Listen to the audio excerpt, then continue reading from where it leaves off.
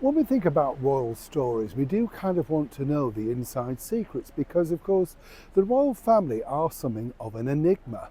Whichever way you look at it, for centuries now, people have been fascinated as to what goes on behind closed palace doors.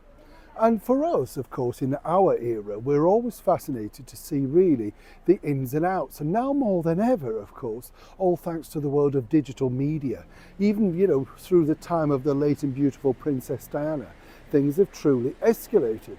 But many people might suggest that, in fact, the British monarchy are their own soap opera. And this really came to a culmination all thanks to one particular individual who decided to join the British monarchy, albeit for a very brief period. Now, just behind me down here is Kensington Palace. And for a short period, this particular individual, a former actress, as she was then, of course, Meghan Markle, called it home. But very quickly she decided that this wasn't the home that she wanted, felt stifled, and would have much rather lived in a castle. But of course it was the main players behind the scenes that fascinated people. And the main players, of course, were the beautiful Catherine, the Princess of Wales, who had a tough time herself as she first entered into the British monarchy. It's never easy for anybody. I remember growing up and reading for the very first time the difficulties that Princess Michael of Kent had. And if you remember, she was known as Pushy Princess Michael, seemingly because she wanted a lot of freebies and, more importantly, didn't necessarily come from the right side of the tracks.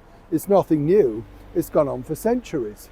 But Meghan Markle, to coin a phrase, elevated it to a brand new status.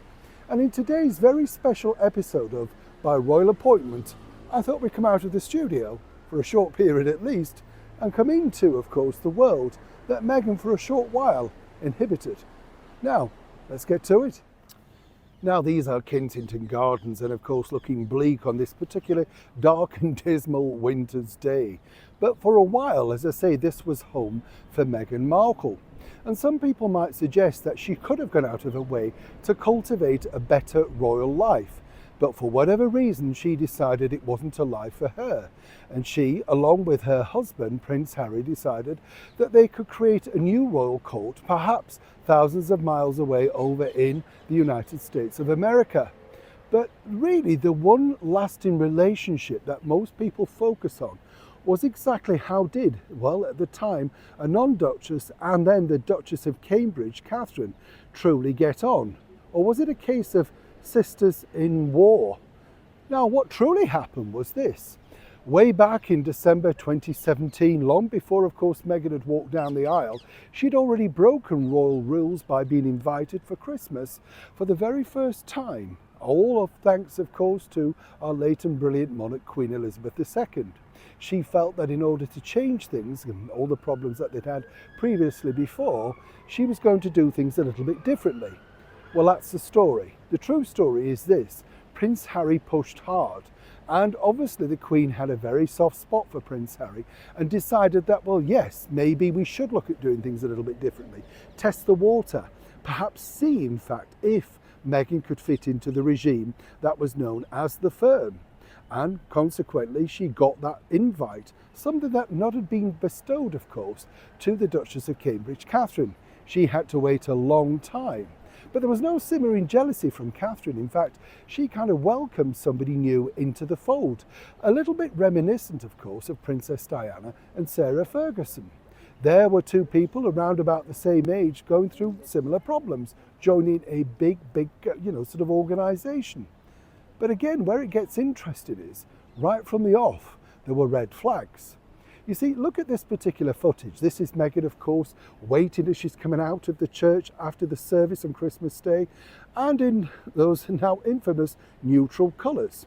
But everybody focused on that particular thing, the hat. And if you remember, of course, the hat was the big talking point in the media. It wasn't the right look, it wasn't this, it wasn't that. Now, as I've said on many occasions, I'm no fashionista, I've got no idea, although it did seem a little bit cumbersome. There, of course, you've got Catherine looking gorgeous, I thought, in a little tartan outfit, a wonderful coat. And, she'd had a long time to learn these things. What happened behind the scenes very quickly was, as the media attacked Meghan's attire, curtsy, and more importantly, hat, which was rather, well, shall we say, cruelly mocked, she looked towards people around her, and in particular Catherine, and felt that she should have done something to, well, elevate her fears, as it were. She felt that Catherine, not publicly, but apparently personally, should have said, "Oh, don't worry, that happened to me." And it didn't. So she went to Harry in tears, as ever, allegedly. And Harry then went storming down the corridors of Kensington Palace to find out exactly where was the support that Meghan so desperately needed. So you could see from the very off that Meghan was making sure that she was ready, if some might suggest, of course, to play the victim. And this didn't go down well, as one can imagine, with His Royal Highness the Prince of Wales, or as he then was and still remains, Prince William. And of course he told Harry, stop being silly. The bottom line is, it happens, she'll get over it. Of course, Meghan saw this as a personal victory because suddenly, once again, there was a bit of conflict. And as we later found out, Meghan loves family conflict. So what happened next? You see, behind the scenes at this particular point, and this is long before the wedding, well, we were being fed, of course, the media that, bosom buddies, the best of chums. Meghan and Catherine, well, yeah, two young people inside the British monarchy, and things were going great guns. But behind the scenes, I knew things were different. As I've said here many times on the show, people that are now free from NDAs are quite willing to get their story out there, if you know, of course, how to cultivate them and present it in a way that they are equally balanced. And that's what I like to do on this particular show. I'm telling you what I find out from people that were there at the pivotal moments in the engaging story of Meghan and her time in the British monarchy. Now, if you remember, in the February of 2018, what was fascinating was this. It was dubbed the Fab Four by the media. There was nothing fab about it. Behind the scenes, according to the source that was working on that particular recording, it was very, very strenuous indeed. Now, the media were trying to create this brand new sort of, look, if you like, to basically say, look, this is the modern monarchy, this is what's happening. But behind the scenes again, what happened, this was all to do, of course, with the Royal Foundation. Things were not going well. Catherine was expecting and didn't feel particularly hot that day, as you can imagine. And for any lady going through pregnancy, and I'm sure you'll back me up, ladies, on this, you have good and bad days where you think, oh, feeling a bit rough now. Now, according to a very well-placed source, behind the scenes, Meghan Markle suggested to Catherine that perhaps, and as ever, allegedly, maybe she needed to sit it out. She could take the reins and explain to people that, she was there. The very astute people behind the scenes realised that once again Meghan was anchoring for the main spotlight. There she would be, sat between two princes of the realm in England, dictating. And that's exactly what she did. You see, Meghan went off script on that particular event. Nobody realised that she was going to start talking about women empowerment and all that sort of stuff. And that's the reason why you see William biting his bottom lip. Catherine looking slightly bemused and no doubt thinking, maybe I should have sat this out. And Harry looking down thinking, oh dear, this is not going to play out well. But at this point, he's still very much besotted and of course thinking that his wife-to-be is the greatest thing since sliced bread. She's going to zing it up in the monarchy, that sort of stuff. When they all went off stage behind the scenes, I was told that William wanted a very stern word, literally because Meghan had gone off script. But as she said, I'm presenting what I believe is the right thing moving forward. And as they now realised, of course, this was going to be Meghan's remit. She was never going to stick to the plot.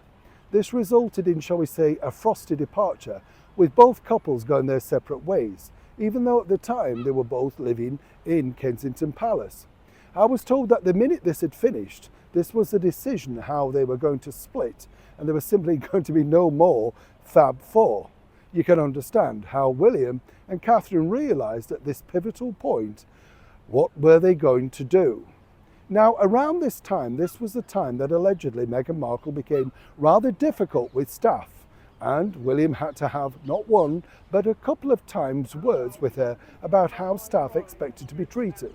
Meghan took this as a umbrage, and once again presented this to Harry as people were picking on her, and she was simply trying her best, crying in floods of tears, and apparently wondering whether she was right now for royal life. Harry simply didn't want her to slip away and tried his very best by storming back down the corridor to have a go at his brother. This was all detailed in his book Spare, but these are the bits that you don't know. You see, of course, as I pointed out, If Catherine had have stepped out of that particular story, you know, the one where there were the royal collection and that sort of stuff, then more importantly, for her, Meghan would have become the star. And this would have been the moment where she could have cemented herself as a forceful voice in the brand new young monarchy. But it wasn't to be. As Meghan Markle plotted and schemed her way through the British monarchy, there was one pivotal moment that actually got the monarchy thinking exactly what did they now have on board. You've got to understand they'd had their own way a long time, and as many people understood also who worked inside the monarchy, it was a well-oiled machine that the public liked.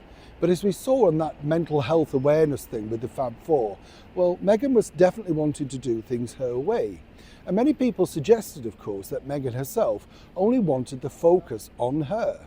If you notice, when she was arriving at these events, particularly at the very early stages of, dating Prince Harry, and then in the early months of her marriage, she was very much still playing the Scottish girl, waiting for him to guide her, letting him lead. But this was slowly shifting far more dramatically than people could have assumed behind the scenes. But it was this pivotal moment really that set a lot of tongues wagging, and one that literally had Harry and Meghan fuming behind the scenes. Yes, way back in February 2019, Meghan and Harry were visiting a charity in Bristol, and this apparently was a stop that wasn't on the schedule. That was a lie for a start, because everything is checked out with security. So there was no way they suddenly stopped off, It's a little bit like Prince Harry suddenly dropping in to that tattoo parlour, which we then realised was once again an ill-advised publicity stunt. You get the picture. But moving forward, things were going rather strange behind the scenes, because Meghan, as you know, was wanting to make sure that she put her own mark, and loved to see her pictures in the paper every day. From staff who were working alongside her at the time, she literally would scour the newspapers to make sure that they got the right shot. And if you look at Meghan at this particular period, when she steps out of a car, she's literally slowly moving ahead, so that basically the cameraman has the right shot, and she knows exactly how she's going to look because she's practiced it time and time again. Catherine is there for a totally different reason, but she's naturally photogenic, and I'm not being oily, she really is. She just looks good. You can't really get so much of a bad angle. But with Meghan, she knew truly how to present herself for the camera. But it was this that truly exploded behind the scenes, because this particular charity was for workers, shall we say, ladies of the night, whatever you want to call them, and Meghan infamously decided to write on their lunch boxes, the bananas in particular. You remember the messages, you are loved, you are valued. Well, this wasn't a real idea of Meghan's, in fact. What was interesting about this is she finally, at least at this occasion, admitted that she'd seen it happen somewhere else. And so she felt this would be a nice way to let these people know that people were thinking of them. All very nice, you might think. But of course, this created headlines. And it was all about Meghan writing on bananas. And the whole visit about why they were there in Bristol and the surrounding area, that was pushed aside, because the papers the day after were about Meghan's writing on said fruit. Now, as you can imagine, this didn't go down well with courtiers. But as Meghan pointed out, according to the source, look, I've raised the profile of these people, and I've raised the profile of why we were there. She couldn't see the fact that this now was about her, rather than the whole point of the royal visit. And this was backed up, allegedly, by Prince Harry, who also was fuming and steaming in the background. But things took a dramatic turn for the worse behind the scenes, because Meghan felt, yes, as ever, what Meghan felt, that she felt that the Duchess of Cambridge at the time, and of course Sophie Wessex, they should have come out in female solidarity. After all, she was paving the way for how the monarchy should be running in the 21st century. You get the picture. But when they didn't, this apparently was the pivotal moment where she felt no matter what she did, she couldn't achieve the goal of what she'd hoped to do, as she said, hitting the ground running when she joined the British monarchy. And Harry found her, conveniently, many times in floods of tears saying, I can't do anything right. Nobody likes me, as ever, allegedly. But the bottom line was, this was a significant moment in the, shall we say, movement forward to what we now know to be Megxit. Now, some people might say it was a kindness that wasn't, of course, fully embraced. While others, again, might simply suggest Meghan knew exactly what she was doing. and by writing on the bananas, basically making the focus all about one thing, Meghan. One relationship that Meghan Markle failed to embrace well in a short tenure inside the British monarchy was one that in fact Catherine had advised her to at least try and give her a chance to get to know her. And that was, of course, as Harry pointed out, the evil stepmother. That's right, Camilla Parker Bowles, as she then was, now our Queen. And what's fascinating about this particular insight, why people who were there at the time was, of course, Meghan had decided pretty much from the off that Camilla wasn't going to be given a chance. You see, what Meghan truly wanted was to become besties, for want of a more modern phrase, with our late monarch, Her Majesty the Queen. And she saw a few people in her way, but that actually could be very much removed for the benefit of herself and Prince Harry. Number one culprit really was not Camilla, our Queen, but in fact another person who was too close to Her Majesty the Queen, and of course Prince Harry alluded to, did he not, when he dashed back from meeting Her Majesty the Queen at Windsor and went all the way back to America to appear on NBC News, where he famously said, "I'm just checking in that the right people are around her." Of course, we're talking about Angela Kelly. Now, Angela Kelly is a formidable woman, but nonetheless a stout and loyal supporter of Queen Elizabeth, and they became friends, two people from totally different sides of the tracks. But I think Queen Elizabeth liked her because of a cheeky Scouse humour and the fact that she didn't really stand on ceremony. She was respectful, but she said what she thought, which was refreshing. And Queen Elizabeth liked that. You know, she liked people to be honest. Do you like this hat? No, it doesn't suit you. What about this colour? No, I wouldn't wear it. And apparently these were the things that Angela would say. And as many people realise, she got sort of the Queen interested in certain TV programmes, naturally because she understood, well, why do you like that? So they formed a very close bond. According to sources, Meghan Markle saw this as a problem, shall we say, because she wanted to be the person that will be sitting with our Queen and, you know, revealing all the inner secrets. So suddenly, some might suggest she had a better book. You get the picture. But Catherine, the Princess of Wales, nicely and very calmly pointed out the good points about Queen Camilla, what a kind person she was, the time she took out, the charities that she was secretly involved with behind the scenes that are now very much at the forefront, particularly the abuse of women. Meghan was dismissive, right, whatever. Then it was suggested, of course, that by Queen Elizabeth, that Camilla could be of some use. And according to that source, Camilla then basically said, look, shall we have a lunch and I'll let you know exactly how things operate over here with the tabloids in the United Kingdom. And more importantly, I can let you know, the pitfalls and that sort of stuff. And, being very open, the good guys, because there are many good guys that do support the royal family within the tabloid world. None more so say they're very special photographers who make sure that they are presented in their best light. You know who I'm talking about. But what's interesting about this is, without even a discussion, according to that source, Catherine was left stunned when Meghan said, no, that won't be necessary. Harry's told me everything I need to know. No, it wouldn't really benefit me.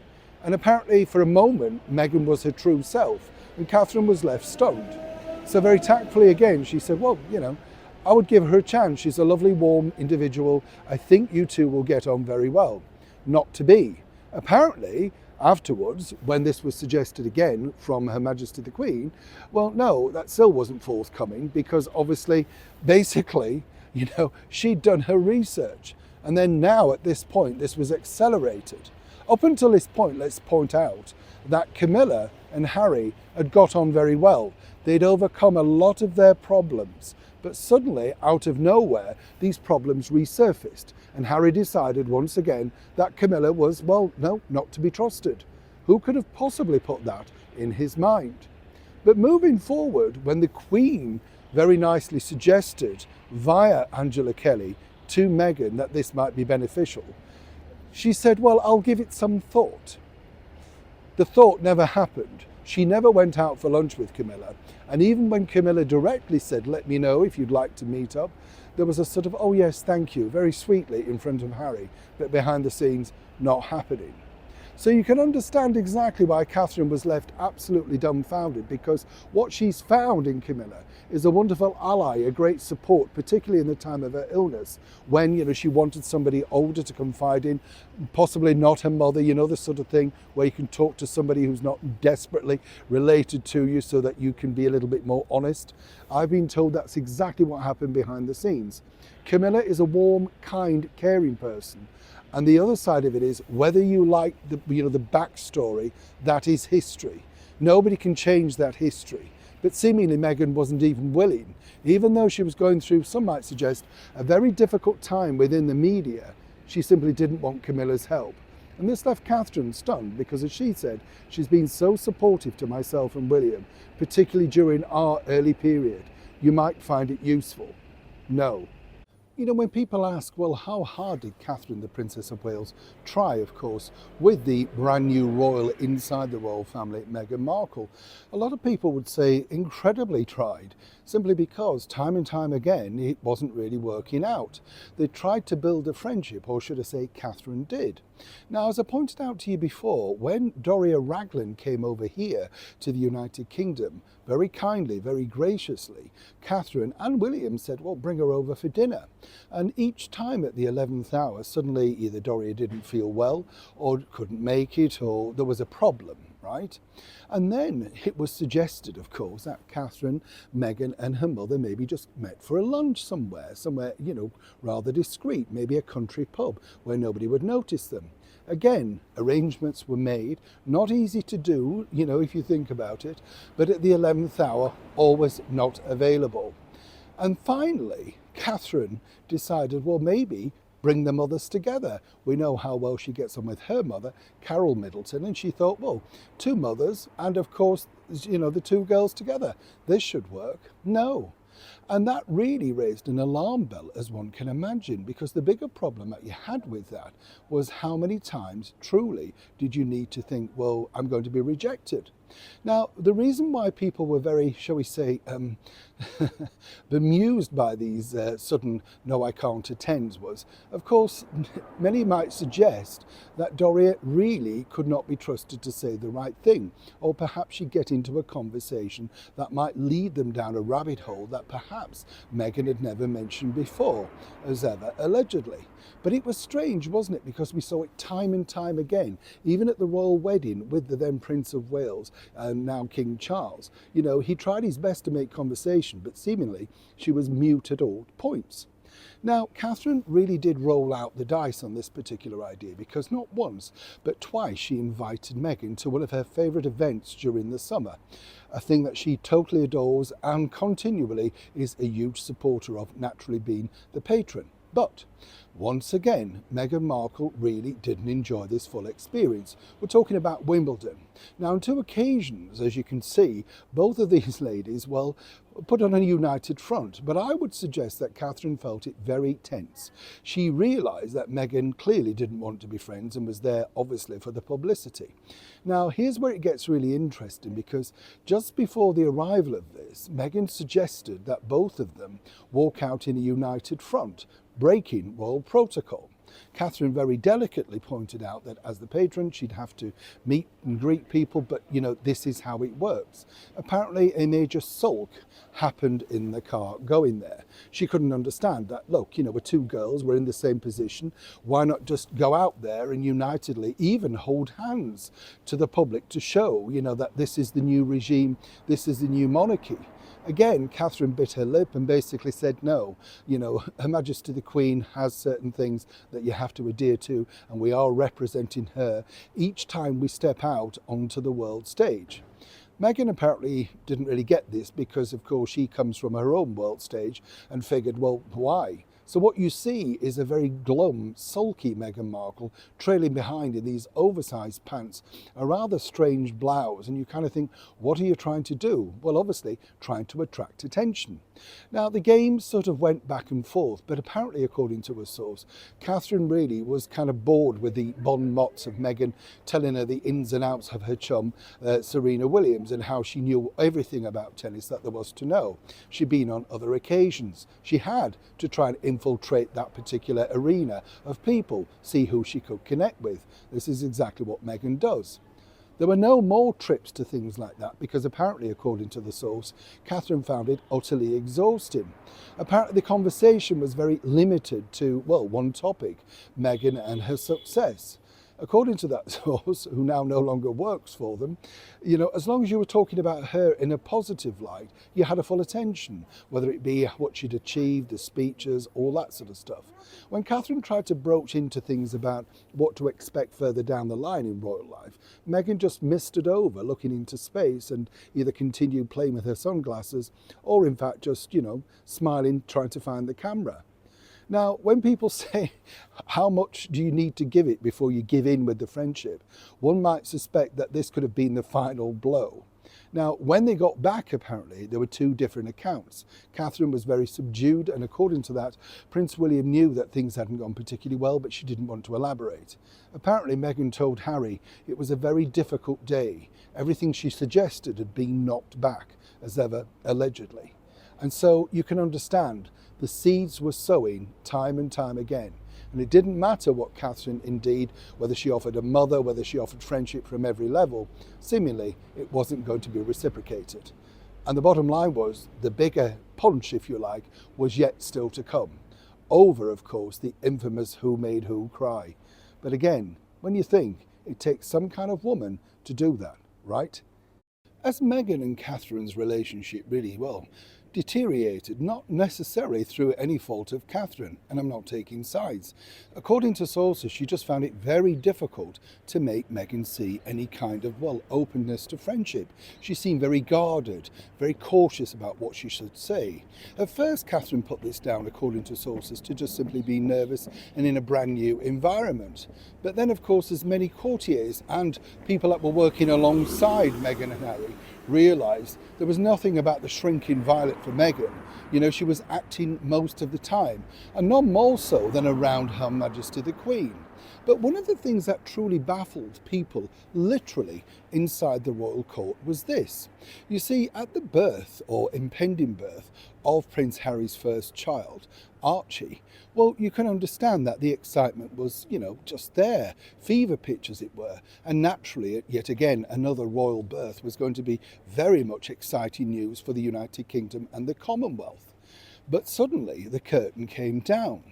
And a source told me, literally, a very excellent source, I have to tell you, that actually Prince Harry was very much looking forward to replicating something that meant so much to him. Of course, simply because it was his very first public appearance, that on the steps of the Lindo wing at St Mary's Hospital in the heart of Paddington. Even at the very early stages of Prince George and Princess Charlotte's birth, he'd reiterated this particular story in the ears of senior royals, basically saying it must be the most magnificent thing to, present your child to the world. He loved the idea of that, as ever, we have to say, allegedly.